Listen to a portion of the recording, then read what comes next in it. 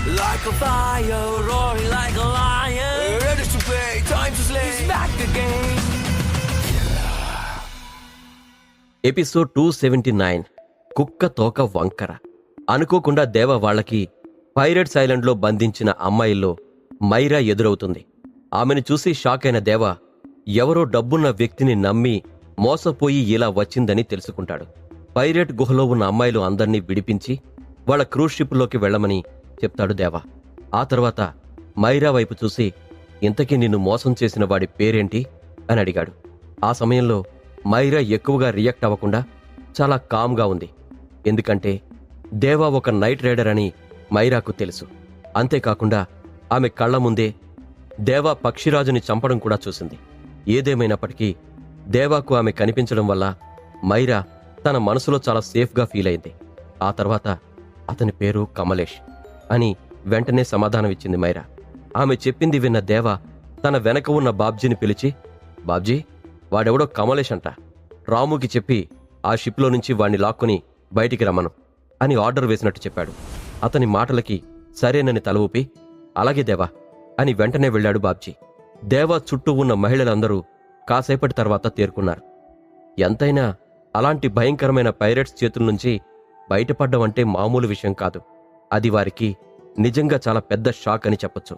దేవా కనుక రాకపోయి ఉంటే వాళ్ల జీవితాలు ఇక్కడే ముగిసిపోయి ఉండేవి అని కూడా వాళ్ళు గ్రహించారు. నెమ్మదిగా చుట్టుపక్కల ప్రాంతం అంతా సైలెంట్గా మారింది. వాళ్లల్లో చాలామంది తమ క్రూజ్ షిప్కి వెళ్లిపోయారు. మైరా మాత్రమే కాదు, ఆమెలాంటి వారు చాలామంది మోసపోయారు. నిజానికి ఇలాంటి క్రూజ్ షిప్లో గడపడానికి స్త్రీలు తమంతట తామే ముందుకొస్తారు. మరికొంతమంది డబ్బు సంపాదనే లక్ష్యంగా మార్చుకునే ప్రొఫెషనల్స్ ఉంటారు. మైరా వచ్చిన ఓడ పేరు సన్షైన్.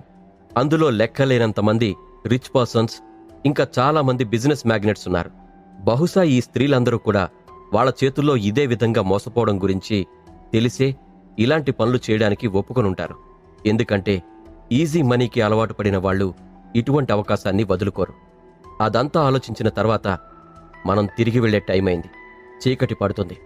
వీలైనంత త్వరగా ఇక్కడి నుంచి బయలుదేరాలి అని సీరియస్గా చెప్పాడు దేవా. అసలే ఈ ఐలాండ్లో 4-5 గంటలు మాత్రమే ఉండాలనేది వాళ్ళ ప్లాన్. కానీ దాదాపు ఒక రోజంతా ఇక్కడే ఉండాల్సి వస్తుందని ముందుగా ఊహించలేదు. పగలు కంటే రాత్రిపూట ప్రయాణం కాస్త నెమ్మదిగా ఉంటుంది. రూట్ కన్ఫ్యూజ్ అవ్వకుండా చాలా జాగ్రత్తగా నైట్ టైం జర్నీ చేయాల్సుంటుంది. ఆరాధ్య తారలతో పాటు తన షిప్పుకు వెళ్లిన దేవాను చూసి రాము పరుగు పరుగున వచ్చి, అన్నా, నువ్వు చెప్పిన పని అయిపోయింది. ఆ సన్షైన్ షిప్లో నువ్వు చెప్పిన దొంగన డాష్ గార్డ్ దొరికాడు. పైగా ఆ షిప్లో ఉన్నవాళ్లంతా ఎవరూ హెల్ప్ తీసుకునేలా కనిపించట్లేదు. చుట్టుపక్కల దేశాల నుంచి వచ్చిన వాళ్లకి కావలసిన సప్లైస్ తీసుకోవాలనే ప్లాన్లో ఉన్నారు. అందుకే వాళ్ళు ఇప్పుడు వెంటనే బయలుదేరిపోతారంట అని ఆయాసపడుతూ చెప్పాడు. అతని మాటలకి దేవా ఒక క్షణం ఆశ్చర్యపోయాడు. ఇందులో చాలామంది సెలబ్రిటీస్ ఉన్నారు. ఒకవేళ ఈ విషయం గనక బయటపడితే వాళ్ల పరువు పోతుందని ఆలోచిస్తున్నట్లున్నారు. అయినా బాసు, లోపలందరూ చాలామంది బలిసినోళ్లున్నారు.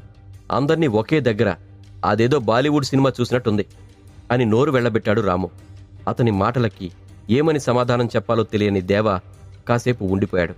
అయితే ఈ పైరేట్స్ని మాత్రం వేరే దేశాలకు వదిలిపెట్టినా చాలా పెద్ద సమస్య అవుతుంది.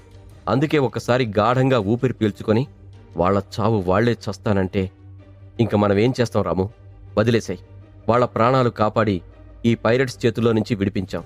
మనం చేయగలిగినదంతా చేశాం. అంతకు మించి వాళ్ళని చిన్నపిల్లల్లా ఎత్తుకుని ఆడించాలి అంటే జరిగే పని కాదు. వాళ్ళకి కావలసిన సప్లైస్ అన్నీ ఆ షిప్లో పెట్టించిన తర్వాత మనం కూడా బయలుదేరదాం పద అని సీరియస్గా చెప్పాడు దేవా. అదేంటి దేవా, నువ్వు నిజంగానే ఈ పైరేట్స్ అందరినీ వదిలేస్తున్నావా?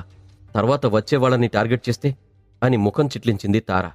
దాని గురించి నువ్వేమీ వర్రీ అవ్వద్దు తారా. ఇక్కడ ఉన్న పైరేట్స్ దగ్గర సప్లైస్ అన్నీ మన షిప్స్లో పెట్టేశాం. గన్స్ అన్నీ కూడా బాబ్జీ హ్యాండ్ ఓవర్ చేసుకున్నాడు. ఇక్కడ మనకు దొరికిన డబ్బు కూడా US$ ఉంది. వీళ్ళందరూ బ్రతకాలంటే ఈ 3 చాలా ముఖ్యమైనవి. ఇవేవి వాళ్ళకి దొరకకుండా చేస్తే నోరు మూసుకొని ఎవరు ఏం పెడితే అది తింటారు. ఇక మీదట ఎవరినైనా అటాక్ చేయడానికి కూడా భయపడతారు అని కాన్ఫిడెంట్గా చెప్పాడు రాము. ఇంతలో సోము కలగజేసుకొని, అన్నా, ఇప్పుడు ఈ అలెక్స్ గాడిని చంపేస్తే ఈ ఐలాండ్లో ఉన్న వాళ్ళందరికీ ఏ అవసరం వచ్చినా ఇబ్బంది అవుతుంది కదా అని అడిగాడు. అతను చెప్పిన దాంట్లో కూడా నిజం ఉండడంతో దేవా కూడా అలెక్స్ని ప్రాణాలతో వదిలేయాలని డిసైడ్ అయ్యాడు. ఎంతైనా వాళ్ళు తిరిగి ఎవరినీ అటాక్ చేయలేనంత విధంగా వాళ్ళ దగ్గర ఉన్న గన్స్ అన్నీ కూడా హ్యాండ్ ఓవర్ చేసుకున్నారు. అంతేకాకుండా క్యాష్, సప్లైస్ అన్నీ కూడా తమ షిప్లోకి ఎక్కించేశారు. ఇక మీదట వాళ్ళు ఒళ్ళు వంచి పనిచేస్తే తప్ప పూట గడవదు. బాబ్జీ, ఒకసారి నీ మనుషులతో పాటు మొత్తం అంతా చూసి ఎక్కడ మనం ఏం విడిచిపెట్టలేదని కన్ఫర్మ్ చేసుకొనిరా. ఈలోగా మేమంతా షిప్లో వెయిట్ చేస్తూ ఉంటాం అని చెప్పాడు దేవ. తమ ఓడలోకి ఎక్కిన తర్వాత, రాము, మమ్మల్ని ఆ కమలేష్ దగ్గరికి తీసుకుని వెళ్ళు అని అడిగింది తార. అందుకు దేవ, నువ్వెందుకు వెళ్ళడం, ఒక పని చేయరాము, వాడిని మన షిప్ డెక్ మీదకి తీసుకొనిరా, మాట్లాడేదుంది అని చేతులు నలుపుతూ అన్నాడు. వాళ్లంతా తాము షిప్ తిరిగి వచ్చినా కూడా అవి వెంటనే బయలుదేరలేదు. పైగా ఇంకా బాబ్జీ పంపిస్తున్న సప్లైస్ చాలానే ఉండడం వల్ల మరికొంత సమయం పడుతుంది.